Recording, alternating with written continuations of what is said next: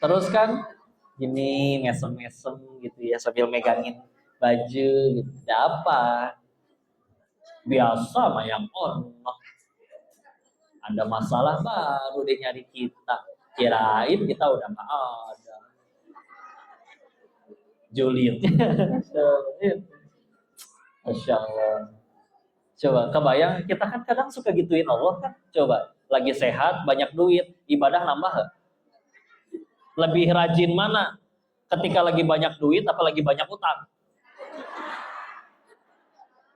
Coba ya. Kita yang gituin Allah, kadang ada yang berkata, ya Allah, aku sudah hijrah 3 bulan. Malaikatnya nyeletuk, maksiat lagi 14 tahun, bah. Hijrah baru 3 bulan dia ngeluh ya.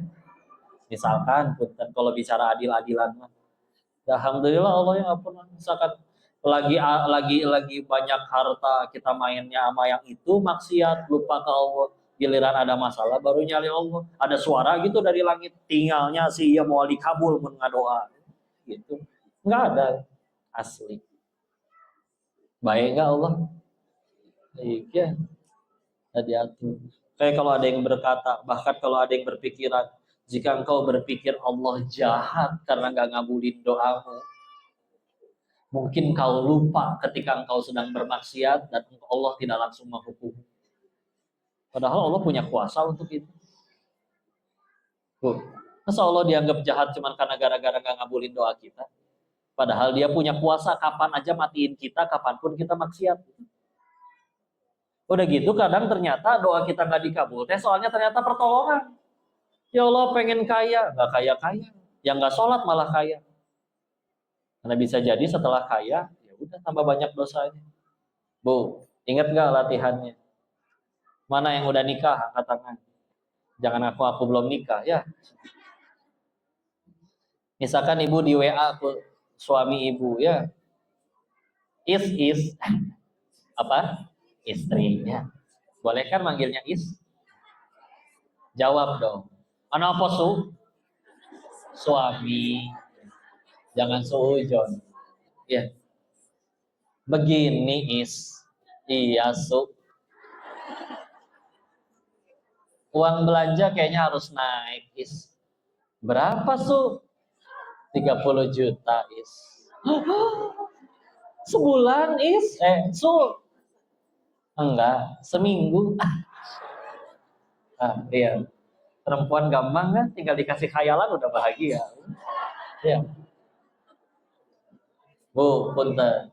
Uang belanja 30 juta per minggu. Nikmat bukan? Ujian. Ulangi. Uang belanja 30 juta per minggu. Nikmat bukan? Kapan bisa jadi nikmat? Kalau jadi jalan tambah dekat sama Allah.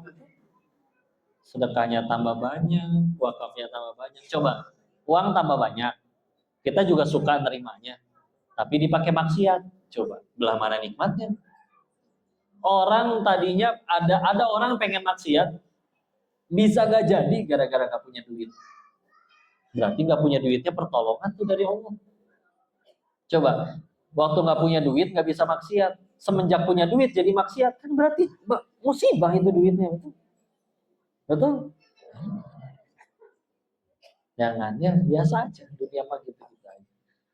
Udah gitu kadang apalagi ngukur-ngukur lagi bahwa ketaatan itu diukurnya pakai duit. Ya Allah, saya udah sholat, puasa, ngaji. Kenapa dia yang nggak sholat, nggak puasa, nggak ngaji malah tambah kaya? Nah, bukan itu ukurannya. Ya, salah ngukur. Ibarat gini deh.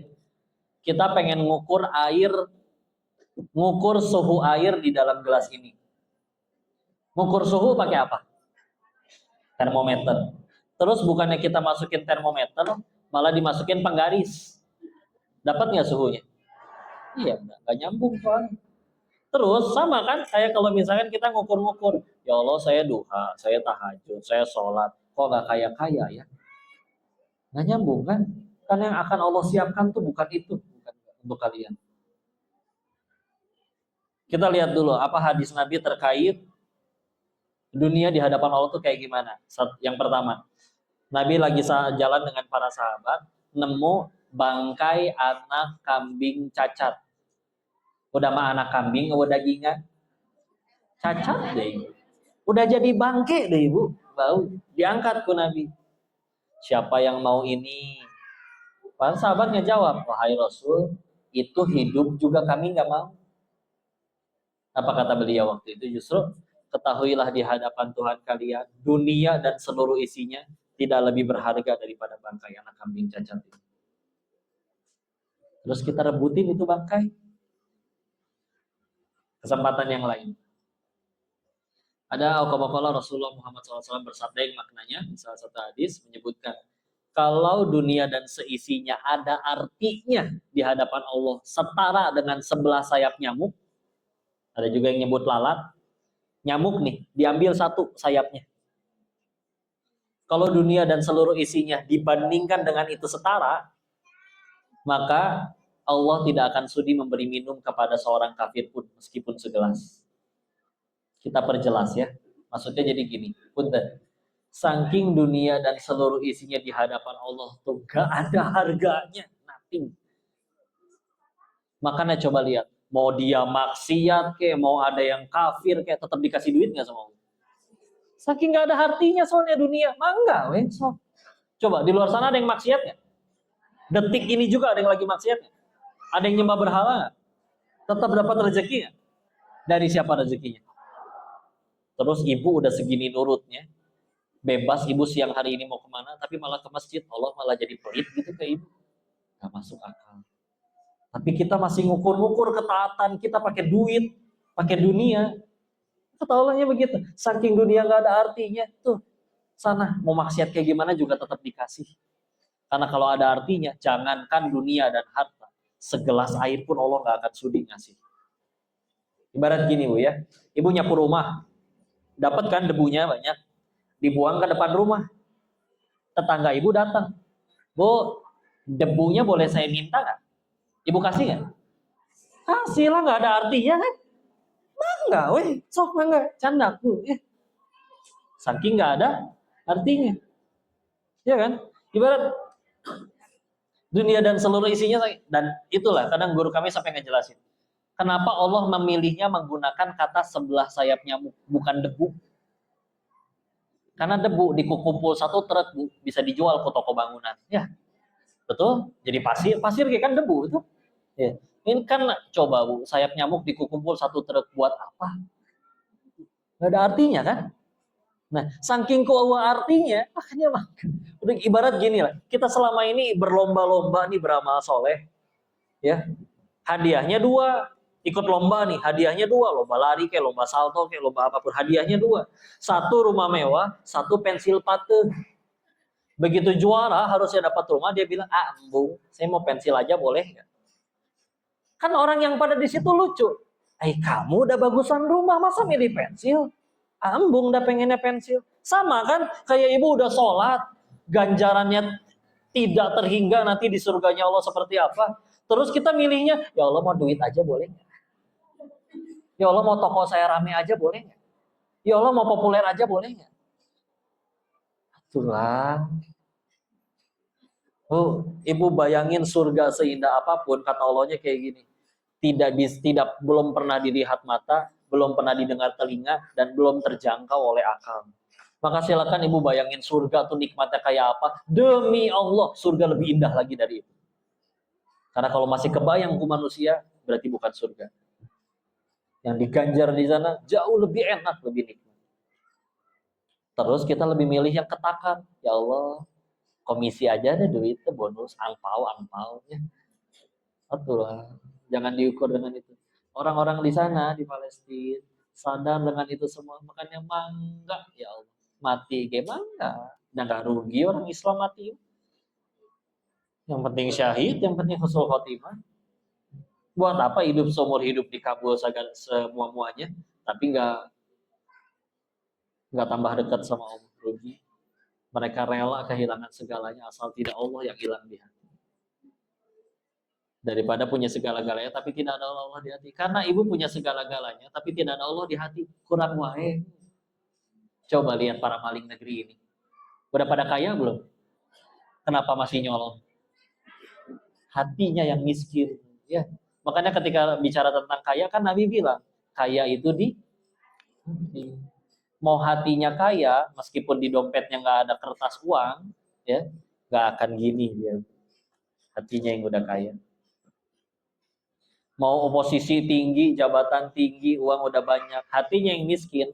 Bos, bagi tender bos. Bos mau saya jilatin pantatnya bos.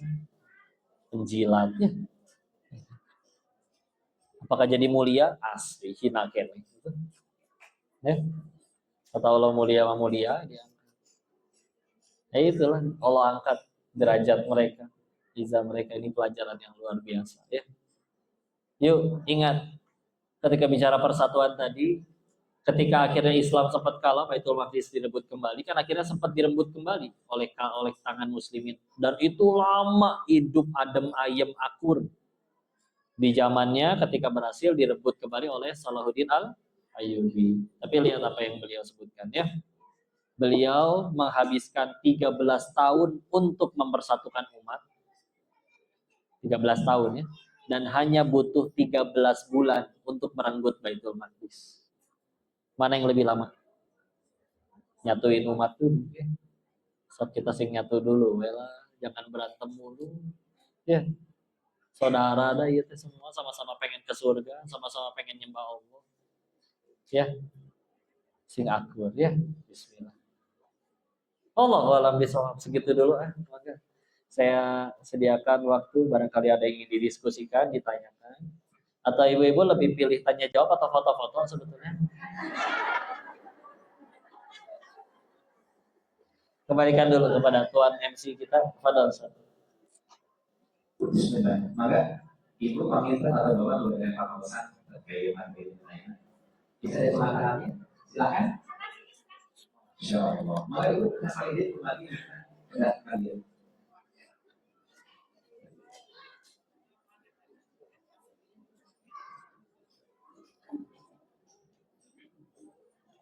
Terima kasih atas waktunya. Alhamdulillah pada Allah. Kenapa ya? Sanes, santri we ya.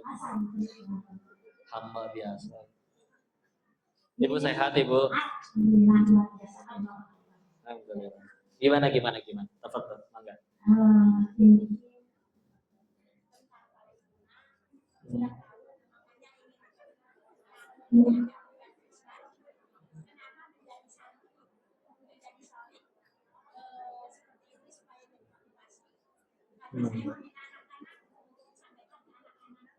Siap.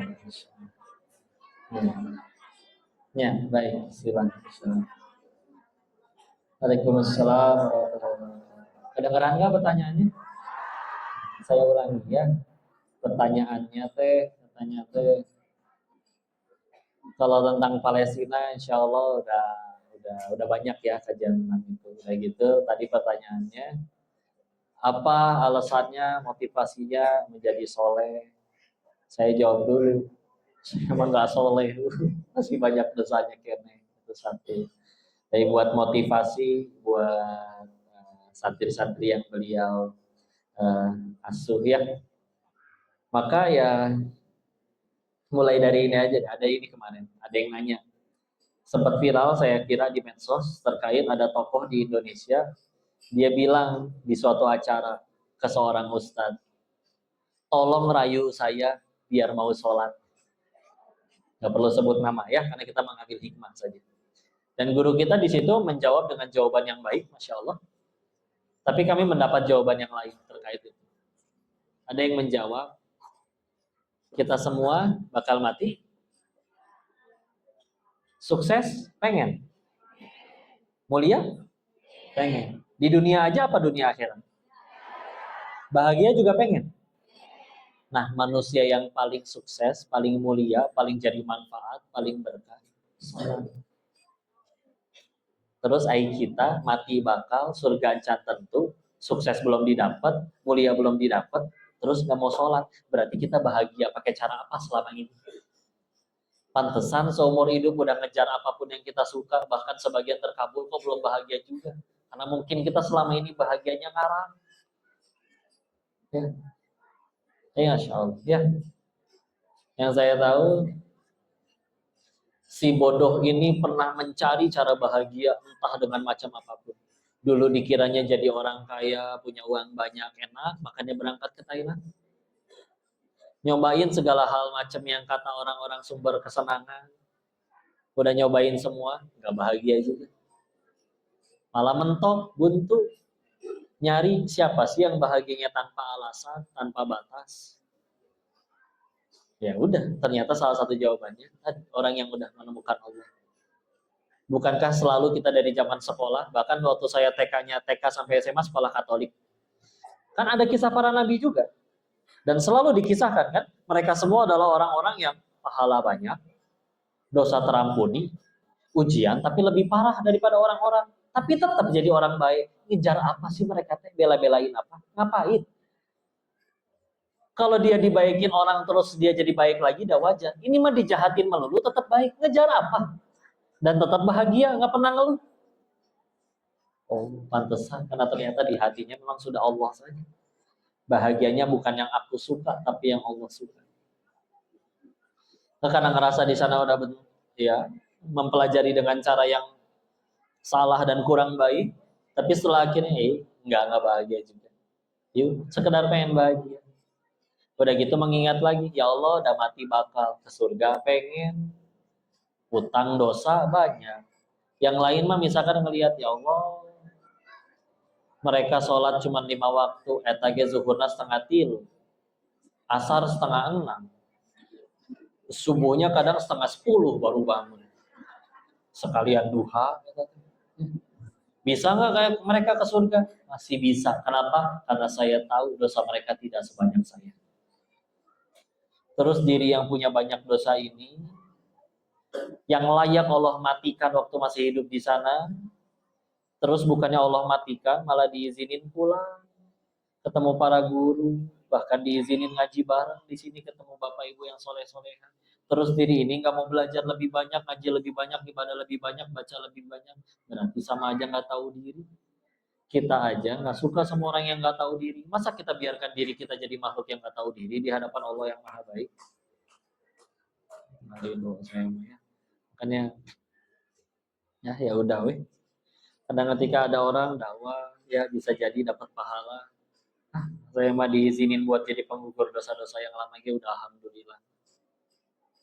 Karena ya mohon doanya ya. Oh tapi kan kok udah tobat, tapi nggak pernah dapat SMS selama tobat Anda telah diterima.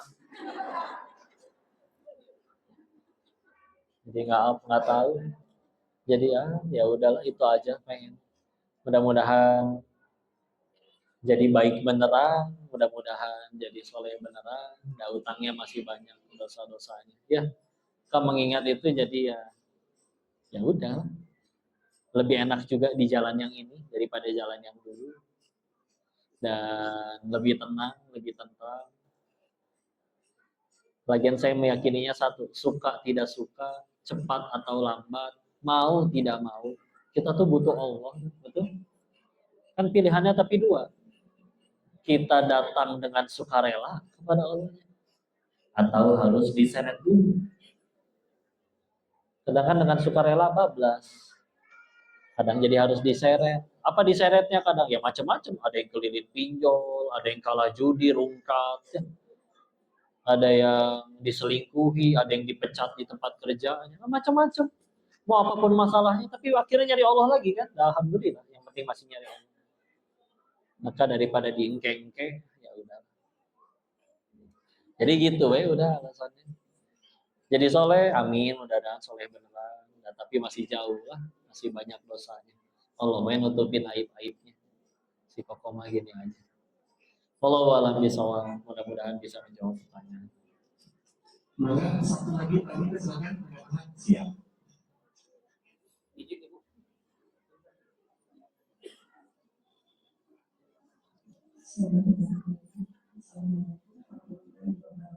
Waalaikumsalam warahmatullahi wabarakatuh.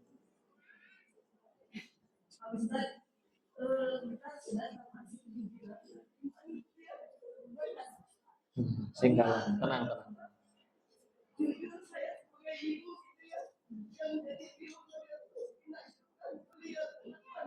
Ya,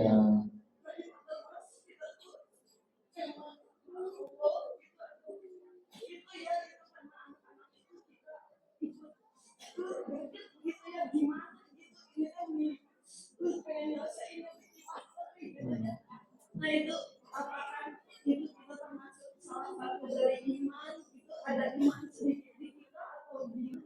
Masya Allah. Baik, baik, Insya Allah. Jazakillah khairan. Ya, betul. Saya yakin itu dorongan dari iman. Dan kalau nggak ada iman mah nggak peduli. Tapi ya gitulah imannya. Apa tanda iman makin menancap di hati? Dia pengen makin jadi kebaikan bagi orang-orang. Awalnya orang pertama kali ngaji tadi kan macem-macem datang bawa masalah masing-masing. Tapi setelah hati mulai tenang, apa langkah selanjutnya? Biasanya pasti makin pengen jadi manfaat bagi orang. Bahagianya udah berubah. Dari dulu yang bertanya apa aku sudah bahagia, sekarang ia bertanya sudah berapa orang yang aku bahagiakan. Ya. Dan tinggal dipupuk kembangkan imannya. Mudah-mudahan terus bertambah, berkembang dan didorong geregatannya tadi dimotivasi untuk jadi berkarya. Ya. Karena semakin berkarya, semakin berprestasi, semakin hebatlah untuk ukuran dunianya. Setidaknya jadi makin punya kekuasaan, makin punya otoritas, makin punya dampak yang lebih besar. Ya, misalkan kita terus berkarya sampai diakui karyanya, diikuti fatwanya, maka fatwa yang baik itu akhirnya diikuti oleh banyak orang. Coba bandingkan kalau misalkan kita ya nggak ngapa-ngapain, nggak punya karya, nggak punya apa, kita mau ngucap sebaik apapun bisa jadi nggak ada manfaat sama sekali karena nggak ada yang ngikutin. Dan terserah dakwahnya di mana. Ada yang dakwahnya di harta karena diujinya harta. Dakwahnya di pemerintahan karena dapat amanah pemerintahan. Dakwahnya di mana? Di media karena diberi popularitas oleh Allah misalkan. Ya. Tapi yang penting ya udah dorongan iman itu arahkan untuk menjadi lakukan sesuatu yang bisa menjadi hujah nanti di hadapan Allah bahwa kita udah bertindak sekecil apapun itu. Dan pasti itu dari iman ya, karena kalau nggak dari iman ya nggak akan peduli sama sekali. Bahkan ini sudah nyampe di satu titik netral saja sudah aneh karena udah jelas-jelas ini ya sudah seterang siang dan malam ya, maka kita selalu support mereka ya, minimal selalu doakan, kalau bisa donasi-donasi, kalau bisa sebarkan berita terus, gunain medsosnya ya. Kita bismillah, semoga Allah persegerakan ini akan segera berakhir ya. Nah pasti berakhir sih ya. Ujung-ujungnya mudah-mudahan kumpul semua di surganya Allah ya. Dan ketika di surga semuanya tidak akan disia-siakan, pasti akan lupa dengan segala kepahitan ini karena saking nikmatnya surga. Tapi bismillah, ini ladang amal kita. Kita jadi punya ladang amal untuk sedekah, ladang amal untuk berdoa, ladang amal untuk berdakwah. Istilah ya. Wallahu a'lam bishawab. Sambil ini selanjutnya silakan untuk tim Sorfat DT Peduli kita akan bersedekah dulu ya. Sambil silakan bergerak timnya. Sambil saya kuatkan, silakan sambil bergerak aja. Saya sambil dongeng aja lah cerita. Dulu ada seorang soleh pengusaha punya kebiasaan aneh. Jadi tiap kali beres jualan, sisanya disedekahin. Sisanya hanya untuk jualan, sisanya disedekahin. Ditanya sama teman-temannya, kenapa dihabisin semua? Invest dong seperti kita. Kamu nggak sayang sama hartamu? Dijawab, justru saya sayang banget sama harta saya. Makanya pengen saya bawa mati. Gimana maksudnya bawa mati harta caranya? Ditransfer ke rekening akhirat. Maka saya ucapkan selamat bagi yang sudah bersedekah. Selamat Anda sudah mentransfer rekening Anda dari rekening dunia ke rekening akhirat ya. Semoga Allah berkahi dan pasti Allah balas lebih baik lebih besar. Kita sambil bersalawat saja ya. Sallallahu ala Muhammad. Sallallahu alaihi wasallam. Sallallahu ala Muhammad.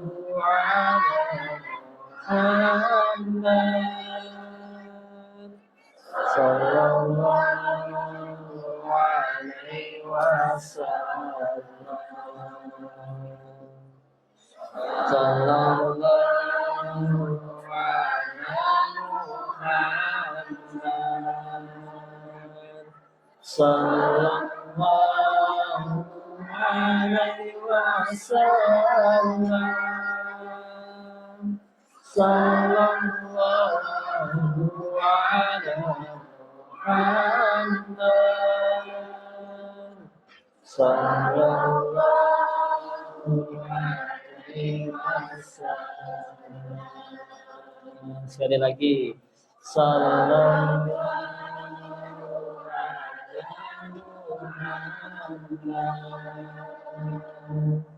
sallallahu alaihi wasallam, sallallahu ala Muhammad, sallallahu alaihi wasallam. Sekali lagi, sallallahu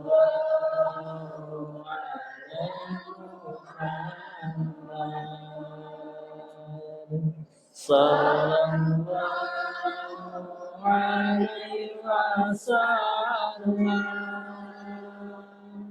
sallallahu Muhammad, sallallahu alaihi wasallam. Jazakumullahu khairan katsiran, ayah bunda yang dirahmati Allah. Semoga Allah limpahkan keberkahan. Ingat, uang itu tidak berpindah kepemilikannya, tetap jadi milik kalian, tapi pindah jadi di rekening akhirat.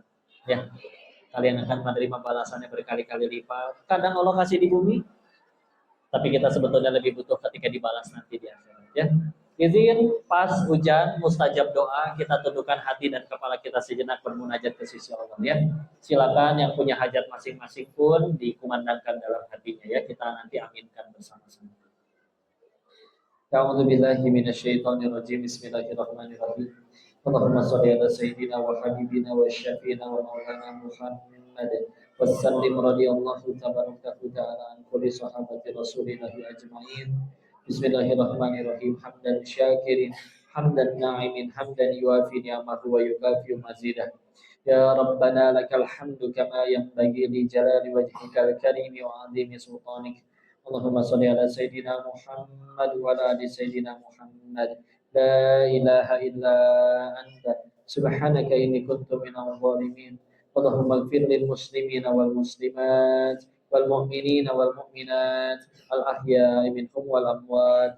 Allahumma ighfir lana wa li walidina warhamhum kama rabbawna shighara. Ya muqallibal qulub tsabbit qulubana ala dinik. Allahumma a'inna ala dzikrika wa syukrika wa husni ibadatik. Ya Allah, berkahi majelis ini ya Allah.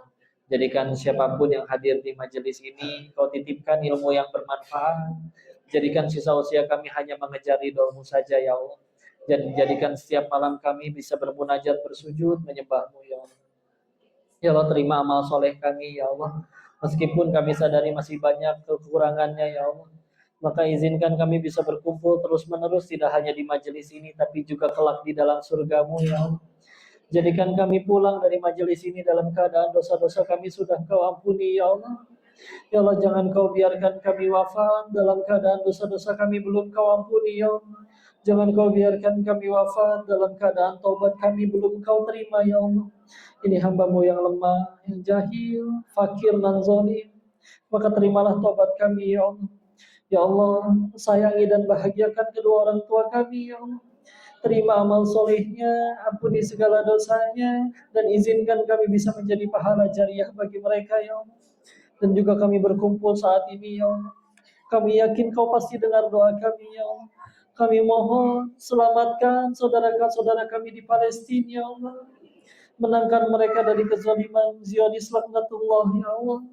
Menangkan mereka dari penjajahan ya Allah. Menangkan mereka dari kezaliman yang mereka alami ya Allah.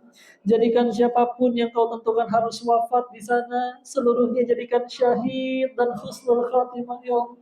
Ya Allah, kami iri ya Allah dengan keimanan mereka ya Allah. Di saat kami masih gelisah hanya perkara rupiah, mereka sedang bersimbah darah hanya untuk menggapai jannah ya Allah. Izinkan kami menjaga iman ini ya Allah. Kami yakin Kau akan menangkan Islam kembali ya Allah. Namun izinkan ya Allah kami tetap selalu berada di pihak yang Kau ridhoi ya Allah. Jangan Kau biarkan kami tergelincir kepada kemaksiatan ya Allah. Selalu gagalkan setiap kali kami akan bermaksiat ya Allah. Juga kepada kami anugerahkan kepada kami keturunan yang solih solihan, yang hafiz hafizah. Rabbi habli minas solihin, Rabbi habli minas solihin, Rabbi habli minas solihin. Rabbi habli min ladunka dzurriyyatan thayyibatan innaka sami'ud du'a. Rabbi la tadharni fardan wa anta khairul warithin. Rabbi ij'alni muqimas shalah wa min dhurriyyati rabbana wa taqabbal du'a. Allahumma inna nas'aluka ridhaka wal jannah wa na'udzu bika min sakhatika wan nar. Allahumma inna nas'aluka husnul khatimah wa na'udzu bika min su'il khatimah. Rabbana atina fid dunya hasanah wa fil akhirati hasanah wa qina adzaban nar. Subhana rabbika rabbil izzati amma yasifun. Wassalamun alal mursalin walhamdulillahi rabbil alamin. Terima kasih ya Bunda yang dirahmati Allah. Mohon maaf atas segala kesalahan dan kekurangan, seluruhnya murni dari kebodohan diri ini. Tolong dimaafkan dan dinasihati. Jika ada kebaikan pasti dari Allah dan kita bersyukur kepadanya. Saya mohon maaf lahir batin. Wabillahi taufiq wal hidayah. Assalamualaikum warahmatullahi wabarakatuh. Izin ibu sempat jalur diri. Itu ya. Katanya ada. Kemudian nanti ada satu kajian. Ibu